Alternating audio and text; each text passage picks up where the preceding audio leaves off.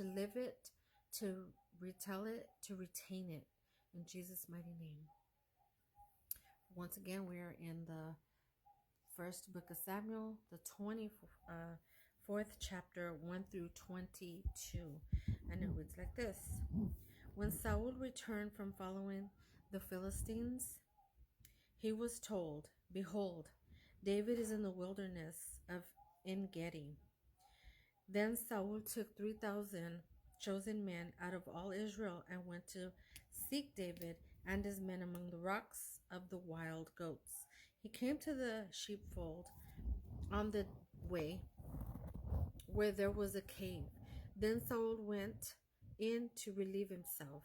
Now David and his men were sitting in the cave's innermost recesses. David's men said to him, "Behold, the day of which the Lord said to you, Behold, I will deliver your enemy into your hands, and you shall do to him as seems good to you." Then David arose in the darkness and stealthily cut off the skirt of Saul's robe.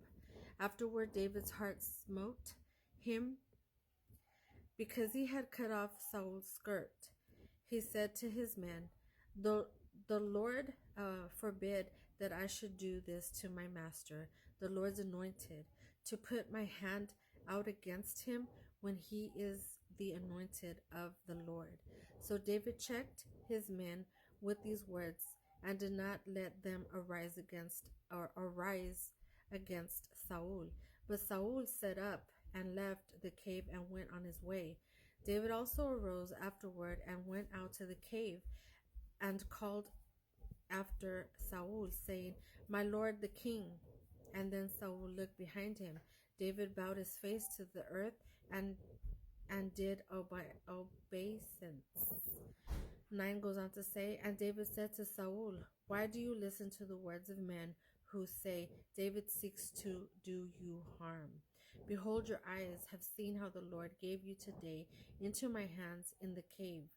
Some told me to kill you, but I spared you. I said, I will not put forth my hand against my Lord, for he is the Lord's anointed.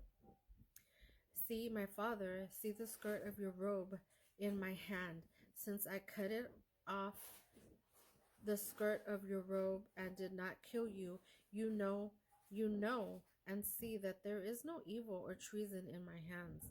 I have not sinned against you, yet you hunt my life to take it.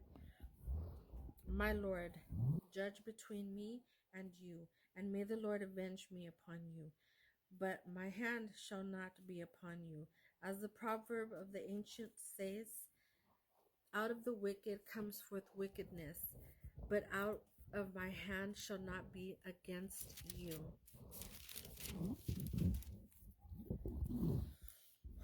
14 goes on to say, After whom has the king of Israel come out? After whom do you pursue? After a dead dog? After a flea? May the Lord be judge and judge between me and you, and see and plead my cause, and deliver me out of your hands.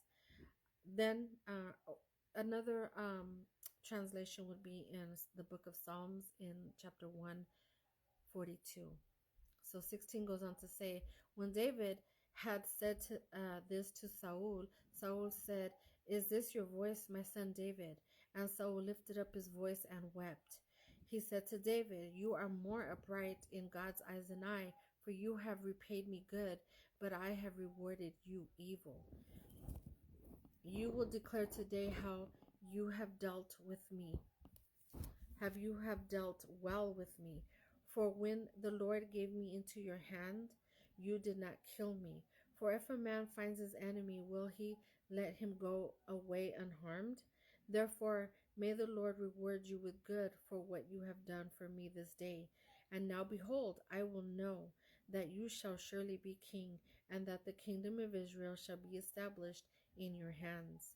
Swear now therefore to me by the Lord that you will not cut off my descendants after me, and that you will not destroy my name out of my father's house. David gave Saul his oath, and Saul went home. But David and his men went up to the stronghold. This concludes chapter 24. Stay tuned for chapter 25.